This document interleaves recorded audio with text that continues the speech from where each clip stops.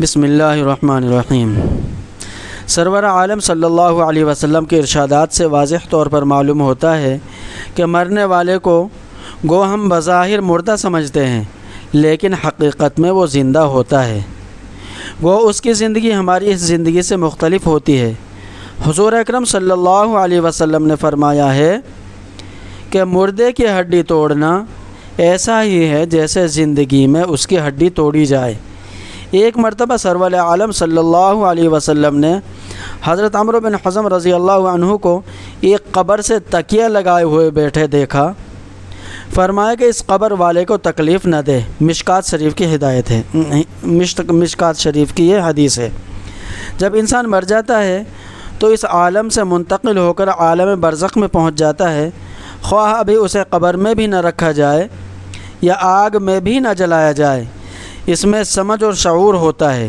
رسول اللہ صلی اللہ علیہ وسلم نے فرمایا، جب نعش چارپائی پر رکھی جاتی ہے اور اس کے بعد قبرستان لے جانے کے لیے لوگ اسے اٹھاتے ہیں، تو اگر وہ نیک تھا تو کہتا ہے کہ مجھے جلدی لے چلو، اور اگر وہ نیک نہ تھا تو گھر والوں سے کہتا ہے کہ ہائے میری بربادی، مجھے کہاں لے جاتے ہو۔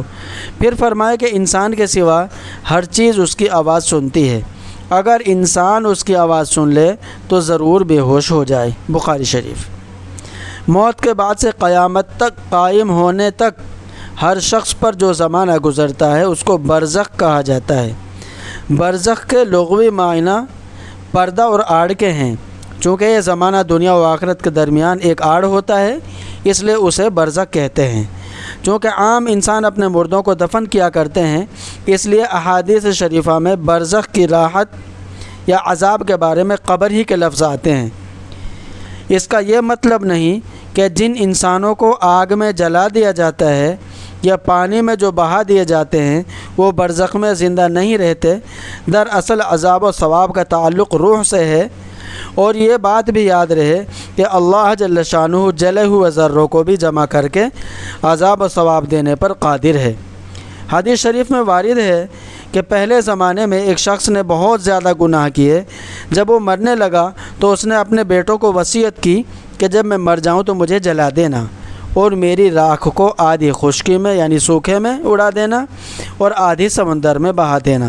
یہ وصیت کر کے اس نے کہا، اگر خدا مجھ پر قادر ہو گیا اور اس نے اس کے باوجود بھی مجھے زندہ کر لیا تو مجھے ضرور ضرور زبردست عذاب دے گا، جو میرے علاوہ سارے جہانوں میں سے اور کسی کو نہ دے گا۔ جب وہ مر گیا تو اس کے بیٹوں نے ایسا ہی کیا جیسا کہ اس نے وصیت کی تھی۔ پھر اللہ تعالیٰ نے سمندر کو حکم دیا کہ اس شخص کے جسم کے سارے ذروں کو جمع کر دے۔ سمندر نے اپنے اندر کے سارے ذروں کو جمع کر دیا، اور اسی طرح خشکی کو حکم دیا۔ اس نے بھی اس شخص کے جسم کے سارے ذروں کو جمع کر دیا۔ سارے ذرے جمع فرما کر اللہ جل شانہ نے اسے زندہ فرما دیا۔ پھر اس سے فرمایا کہ تو نے ایسی وصیت کیوں کی؟ اس نے عرض کیا، اے میرے پروردگار، تیرے ڈر سے میں نے ایسا کیا، اور آپ خوب جانتے ہیں۔ اس پر اللہ تعالی نے اسے بخش دیا۔ یہ بخاری و مسلم شریف کی حدیث ہے۔ حدیث شریف کی روایت سے یہ بھی معلوم ہوتا ہے کہ مومن بندے برزخ میں ایک دوسرے کی زیارت بھی کرتے ہیں، اور اس عالم سے جانے والے سے یہ بھی دریافت کرتے ہیں کہ فلاں کا کیا حال ہے اور فلاں کس حالت میں ہے۔ حضرت سعید بن جبیر رحمۃ اللہ علیہ فرماتے تھے کہ جب مرنے والا مر جاتا ہے تو برزخ میں اس کی اولاد اس کا اس طرح استقبال کرتی ہے جیسے دنیا میں کسی باہر سے آنے والے کا استقبال کیا جاتا ہے۔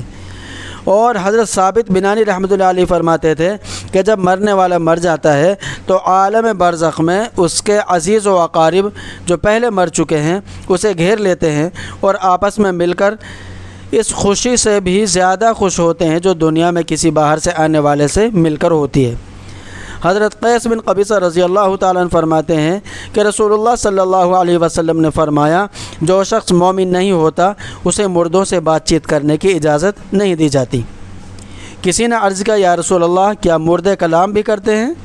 ارشاد فرمایا، ہاں، اور ایک دوسری زیارت بھی کرتے ہیں، ایک دوسرے کی زیارت بھی کرتے ہیں۔ حضرت عائشہ رضی اللہ عنہا فرماتی ہیں کہ رسول اللہ صلی اللہ علیہ وسلم نے فرمایا کہ جو شخص اپنے مسلمان بھائی کی قبر کی زیارت کرتا ہے اور اس کے پاس بیٹھتا ہے تو وہ صاحب قبر اس کے سلام کا جواب دیتا ہے اور اس سے مانوس ہوتا ہے، یہاں تک کہ زیارت کرنے والا اٹھ کر چلا جاتا ہے۔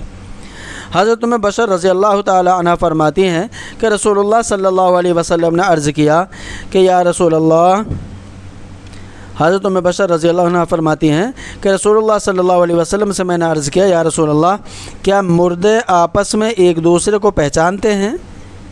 آپ نے فرمایا تیرا بھلا ہو، روح مطمئنہ جنت میں سب پرندوں کے قالب میں ہوتی ہے۔